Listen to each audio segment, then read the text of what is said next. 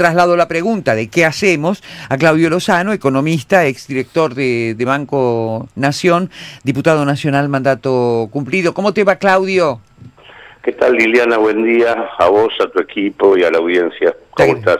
Y mirá, tratando de superar la indignación para que esta tenga algún cauce positivo, a ver qué podemos hacer. ¿Qué decís vos? Bueno, creo que hay más de una señal respecto a que estamos llamados a tratar de revisar nuestras prácticas, nuestras concepciones, nuestras propuestas. Me parece que está claro que la Argentina ha pasado de una monumental crisis de representación política, que casualmente es lo que hizo surgir a un espécimen como el actual presidente. Claro. Y hemos pasado de manera manifiesta a la evidencia de una monumental crisis de alternativas, que es lo que en todo caso creo que se manifestó con lo ocurrido en la elección reciente. Sí.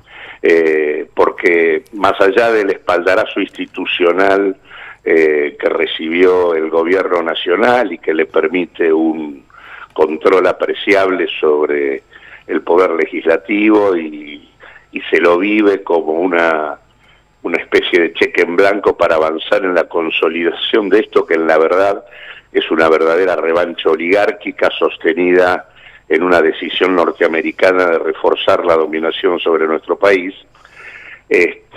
Me parece que lo que también quedó claro es que son millones los que no acompañaron esto. Exacto. O sea que en términos sociales el espaldarazo no es tal. Acá hubo más de 8 millones de personas que votaron distintas variantes del peronismo. ¿O no votaron?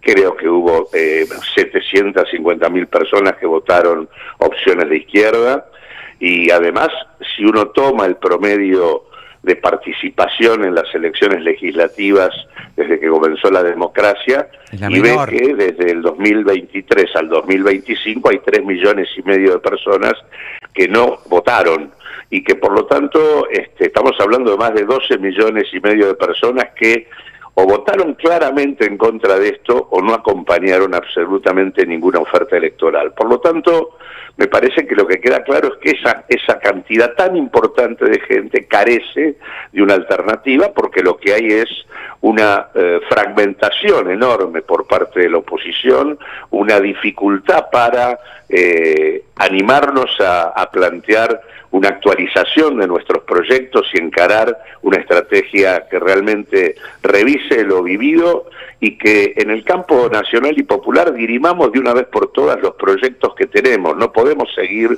teniendo coaliciones que en realidad tienen proyectos contradictorios dentro de sí y que permanentemente o bien en el momento de la gestión paralizan la posibilidad de llevar adelante las políticas de transformación que la Argentina necesita, o en la oposición lo que terminan generando son estrategias de quedantismo o de falta de iniciativa, o de esperar que se caiga un gobierno que si nosotros no lo confrontamos y lo sacamos... Lo tenemos no 8 años más, no solo no se cae.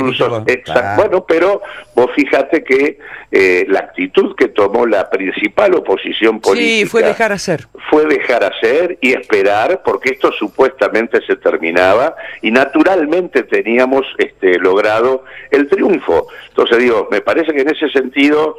Acá además hay que tener en claro que hay que ser claros en una propuesta de confrontación, claramente diseñando un planteo de un modelo de sociedad diferente. Que radicalizando además, radicalizando las posturas. Te lo diría en términos peronistas, te diría que al peronismo le ha faltado actualización revolucionaria y trasvasamiento generacional. Sí. Así lo diría el general Perón. Así lo diría el general, sí. Exactamente, y creo que eso es efectivamente así. Y mientras se siga privilegiando la idea de a ver cómo ampliamos la coalición independientemente de los proyectos que cobijamos dentro nuestro, y no dirimamos nunca nada, y te lo digo porque, viste, yo fui parte del Frente de Todos, claro, sí, sí. Y cuando cuestioné los marcos de negociación del endeudamiento en la Argentina, que implicaban validar la estafa del macrismo y terminar como se terminó, sujetando al país al acuerdo con el fondo, la oposición a ese planteo, que implicaba reivindicar posiciones que deberían ser parte de la discusión del campo nacional y popular, el problema no lo teníamos solamente con los que estaban enfrente, también lo teníamos con los que estaban adentro. Claro. Y cuando discutimos el tema de la necesidad de que Vicentín, que era un grupo económico que había llevado adelante un comportamiento delincuencial estafando al Estado y al Banco Nación, tenía que transformarse en una empresa testigo de nuestro comercio exterior, los problemas no lo tuvimos afuera, lo tuvimos adentro. Entonces digo, este tipo de cuestiones donde lo que se observa es que hay proyectos contradictorios. Es más, cuando se discutió el impuesto a las grandes fortunas, sí, que tardó más de 1 año y medio en aplicarse y que dejó de ser un impuesto para pasar a ser un aporte, el problema no estaba afuera, estaba adentro.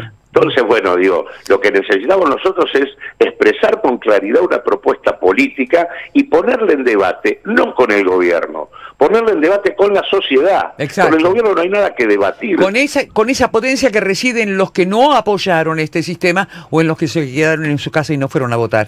Te saluda Esteban Boxler, Claudio. ¿Qué tal, Claudio? Sí. Una de las patas que siempre sostuvo al peronismo fue el sindicalismo.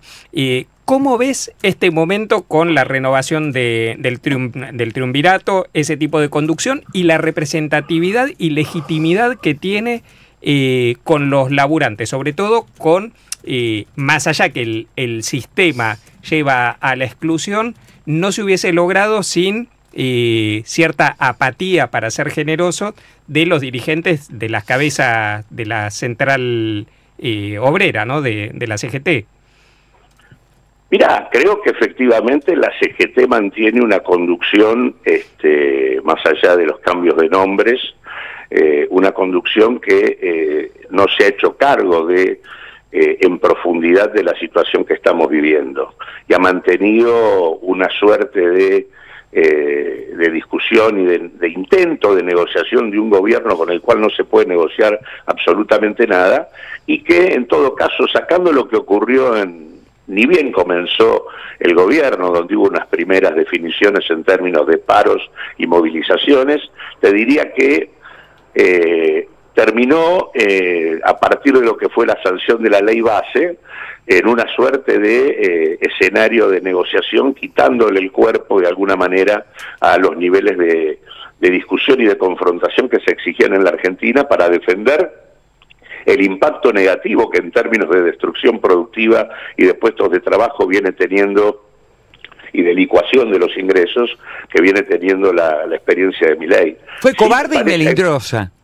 Exactamente, me parece que en el campo sindical como en el político lo que necesitamos son experiencias nuevas. Creo que hay puntas de renovación sindical, creo que la experiencia de la CTA autónoma, el planteo de la unidad entre las dos CTA, hay corrientes al interior de la CGT que están buscando una discusión diferente. Todo eso debería expresarse más allá de conducciones que sabemos, y ojalá modifiquen su comportamiento, pero que francamente cuesta pensarlo. Digo, acá hay que entender que hay una parte del sindicalismo que se transformó en un sindicalismo de negocios, en un sindicalismo empresarial, y que ciertamente tiene una vocación de articulación con el poder vigente que lo aleja de la representación directa de los trabajadores, y que hay que validar las nuevas experiencias de organización de trabajadores. Como el resto de la diligencia, va. Exactamente. Como el resto de la disociación entre pueblo y diligencia. El tema de renovación dirigencial, nuevas prácticas de acompañamiento, compromiso y conducta son absolutamente indispensables para que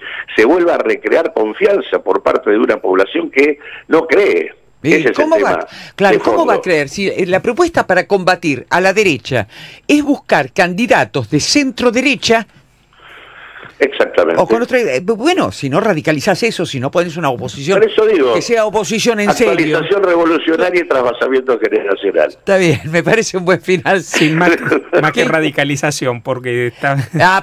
bueno, pero yo me refiero a la radícula, a la raíz, me refiero a eso. Entonces, no a la además buena no quiero... Pero no quiero aparte, ofender. Hay que ser claros, por ejemplo, claramente estamos en el marco de un proceso de anexión colonial de la Argentina a los Estados Unidos. Exacto. Esto, digamos, debiera alimentar un proceso de manifestación generalizada, de confrontación con esto que está pasando, desde la intervención de los Estados Unidos en el mercado cambiario de la Argentina, hasta el hecho de ya se ha transformado en rutina enterarnos por funcionarios norteamericanos o por la Casa Blanca las definiciones principales. Sí. Nos han puesto en el marco de una negociación junto con Guatemala, El Salvador y Ecuador, que son países con una estructura totalmente diferente a la nuestra. Nos tienen como parte de un esquema que está sitiando el Mar Caribe y que está hostigando a Lula con, digamos, situaciones como las que encabezó el gobernador de Río de Janeiro con la excusa de la lucha contra el narcotráfico. Exacto. Acá hay un proyecto muy complicado sobre América Latina. Es un proyecto de muerte y de posible militarización además de Latinoamérica. Entonces, bueno, me parece que el tema de hablar con claridad que Argentina no tiene nada que discutir en términos de un alineamiento con los Estados Unidos, que no tiene nada que hacer para sostener un proyecto extractivo y depredador de nuestros recursos naturales y endeudador serial como el que tenemos, y la necesidad de confrontar con una propuesta de reforma laboral, previsional e impositiva que lo único que busca es terminar de devastar los derechos que existen en la Argentina, a pensar una reforma que recomponga distribución del ingreso, revalorización del trabajo y expansión de derechos. Ese es el camino de una discusión diferente, que hay que ir a discutir con la sociedad para convocarla a confrontar con esto lo más temprano que tarde que podamos. Ojalá sea la sociedad entonces la que fuerce a la discusión. A la sociedad es a la que hay que ir a buscar, porque con el gobierno no hay nada que esperar. No, con el gobierno no hay nada que esperar, por eso te digo. Me parece que va a tener que ser la construcción bien desde abajo, ¿no? Y no sé. Algo que nunca se debió haber perdido. Nunca, jamás. Bueno, Claudio Lozano, muchísimas gracias por este nuevo contacto, ¿eh? Un abrazo. No, al contrario. Hasta pronto. Un abrazo. El sonido de la realidad. Con la voz de Liliana López Foresi.